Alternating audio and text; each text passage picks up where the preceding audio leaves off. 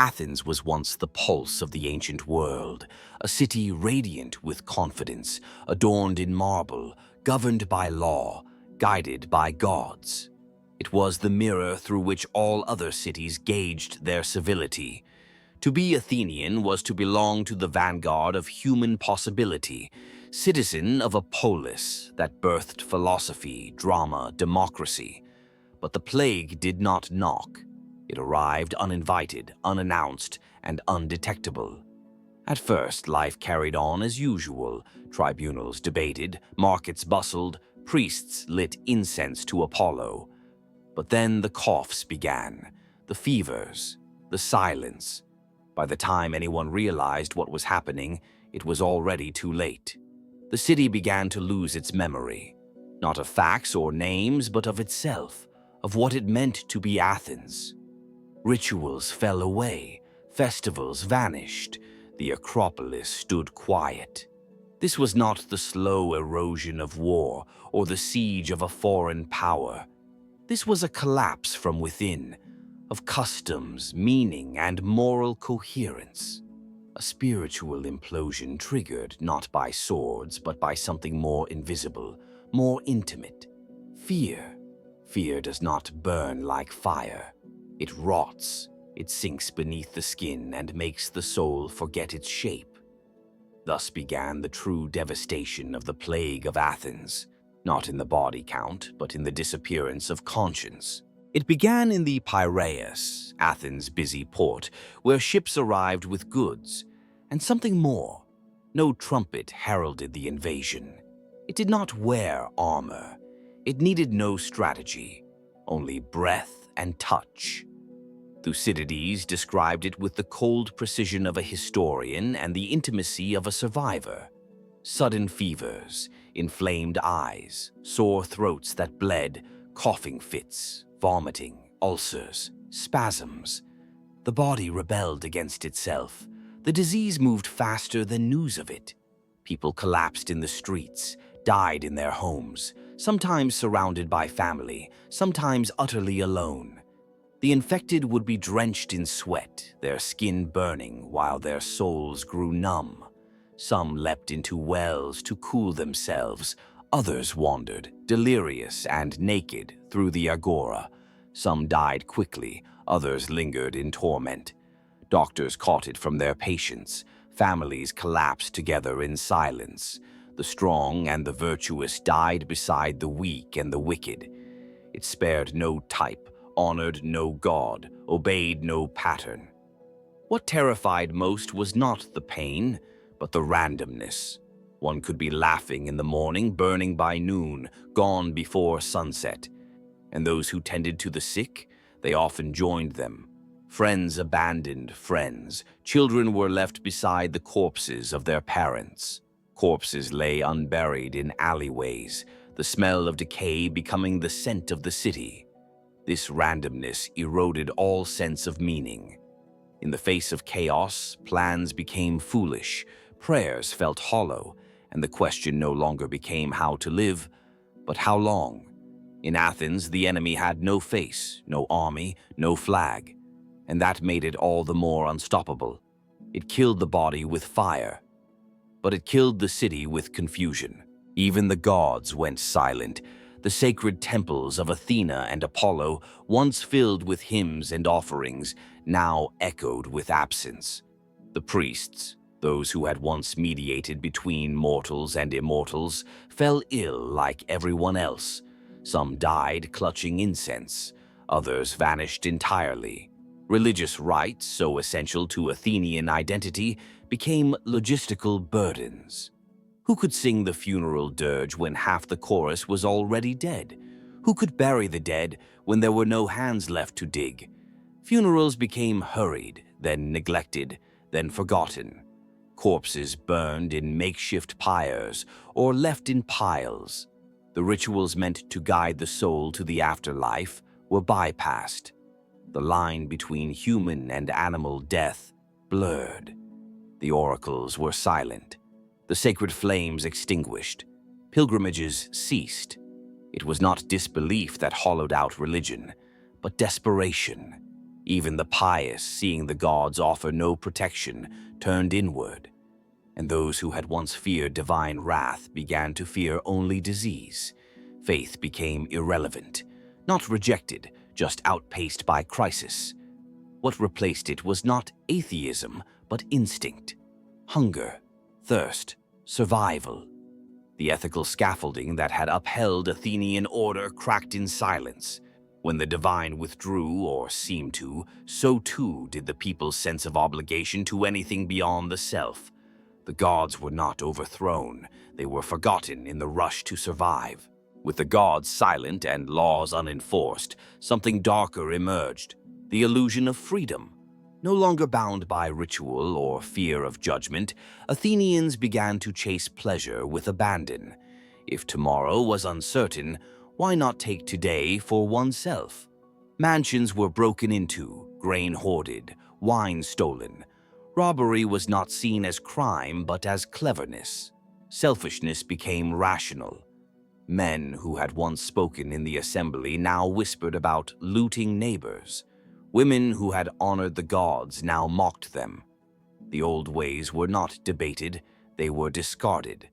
People no longer lived by principle but by impulse. There was no punishment, only opportunity. The city still had walls, but inside, it became ungoverned. The polis was replaced by a crowd. Even funerals, when they occurred, were sometimes hijacked. One family would throw their dead on another's pyre, rushing away before being caught. The sacred became utilitarian, the profane became practical. And still the plague raged. What began as survival turned into indulgence. What began as adaptation turned into moral collapse. In a world where fate showed no fairness, people ceased trying to be fair themselves. Lawlessness did not come with banners or mobs. It came disguised as justification. Every man became his own judge. Every day became an exception. Every act, however selfish, felt deserved. And so Athens was not conquered from the outside. It was unstitched from within, thread by thread, by its own citizens. The spirit of Athens had always lived in its shared imagination, of honor, of law, of citizenship. But the plague pulled people out of that imagination and dropped them into raw existence. The polis, once a community of ideals, now resembled a refugee camp. People did not speak of duty, only of symptoms. They did not speak of Athens, only of survival. The civic body that once acted in unison fractured into isolated wills. No statues were toppled, no constitution revoked. But something unspoken died.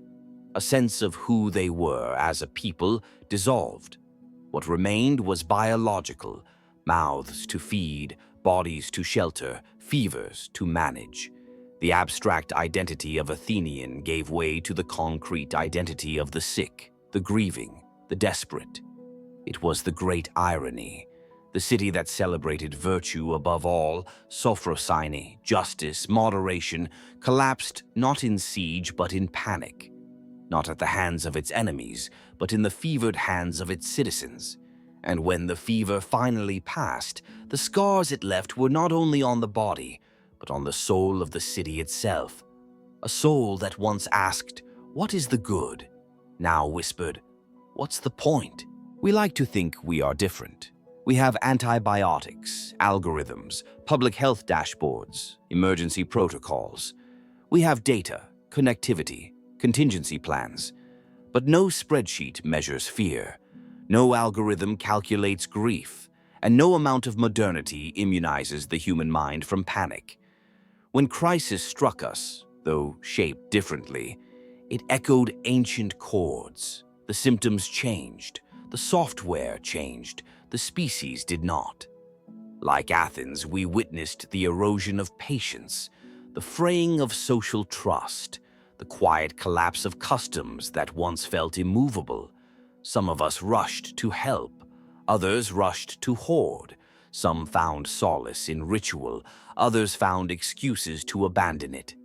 In the mirror of Athens, we see not a museum piece, but a reflection, And if we look closely, the face we recognize is our own. Today, our polis is not bounded by stone walls, but by servers. And when the modern plague came, not through ships, but through screens, our digital city also faltered. In 2020, as hospitals filled and streets emptied, timelines flooded. Graphs, rumors, arguments, grief. The virus was biological. The panic was viral. Social media, once a tool for connection, became a battleground of disinhibition. Behind anonymous handles, cruelty blossomed. The sick were mocked. The grieving were doubted. The cautious were insulted. The reckless were celebrated. A tweet replaced a funeral. A comment replaced a confession. A laugh react replaced compassion. Without physical presence, moral presence decayed.